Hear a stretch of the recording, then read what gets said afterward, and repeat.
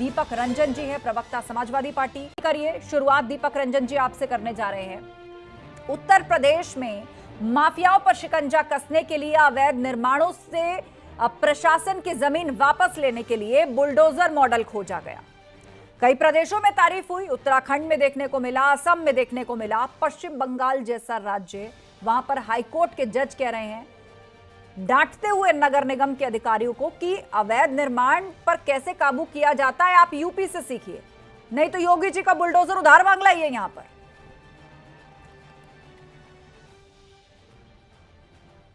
आस्था जी, आज कोलकाता उच्च न्यायालय में माननीय न्यायाधीश जी ने जो भी सुझाव या जो कुछ भी कहा, मैं उसके खिलाफ कोई टिप्पणी नहीं करना चाहता, क्योंकि हम समाजवादी लोग जो है, हम लोग कानून में विश्वास रखते हैं और हम लोग माननीय न्यायपालिका में जो उनका पूरा सम्मान करते हैं।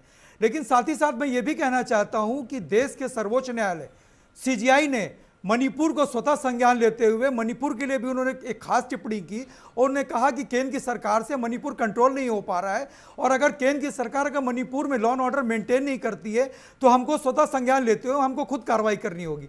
आज ही माननीय सर्वोच्च न्यायालय ने जो है मॉब लिंचिंग के बारे में केंद्र सरकार को चेताया और केंद्र सरकार से कहा कि त्वरित जो है इसके खिलाफ कार्रवाई की जाए, क्योंकि मॉब लिंचिंग के केसेस सारे राज्यों में बढ़ते जा रहे हैं, तो केंद्र सरकार कहीं ना कहीं इसकी जिम्मेदार है। और रहा सवाल, देखिए माननीय उच्च न्यायालय के माननीय न्यायाधीश जी जो है वो कोलकाता में बैठे हुए हैं, लेकिन हम लोग चूंकि यहाँ से देख रहे हैं आज की तारीख में नगर निगम में किस तरीके से भ्रष्टाचार व्याप्त है, किस तरीके से अभी नगर निगम में आपने देखा होगा अभी एक बारिश हुई और किस तरीके से लबालब पानी, चाहे लखनऊ उत्तर प्रदेश की राजधानी हो, चाहे मुख्यमंत्री जी का जिला गोरखपुर हो, चाहे प्रधानमंत्री जी का जिला बनारस हो, चाहे मथुरा हो, आप विपक्षी दल है, लेकिन मेरी ये रिक्वेस्ट है कि जो सवाल पूछा गया है कम से कम उस पर भी रिएक्ट करें। मेरा सीधा सा सवाल था कि जिस मॉडल पर आप सवाल उठाते हैं, पश्चिम बंगाल जैसे राज्य के हाईकोर्ट के जज कह रहे हैं कि बुलडोजर किराए पर ले आइए, देखिए यूपी में कैसे काम हो रहा है। बादल देवनाथ जी, ठीक है, आपने अपनी बात रख दी, आपने अपनी बात रख दी, और भी कई सारी बातों का जिक्र किया। मैं आपको रोकूंगी क्योंकि एक बार सभी पैनलिस्ट अपनी बात रख ले। ठीक है दीपक जी, दोबारा मौका मिलेगा, एक बार सभी लोग बात रख ले। आज पश्चिम बंगाल से जुड़ा मुद्दा है तो टीएमसी का भी बोलना जरूरी है। बादल देवनाथ जी, न्यायालय विश्वास नहीं करती है, आपने उच्च न्यायालय की तो बात कर दी।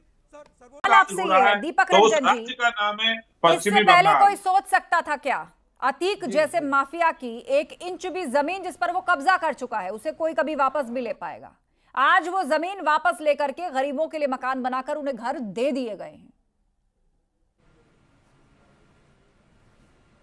देखिए जैन साहब जो है एक्स डीजीपी, कई सरकारों के साथ इन्होंने काम किया, मैं इनका बड़ा सम्मान करता हूं कि इनकी पुलिसिंग बहुत अच्छी रही जिस सरकार में भी इन्होंने काम किया।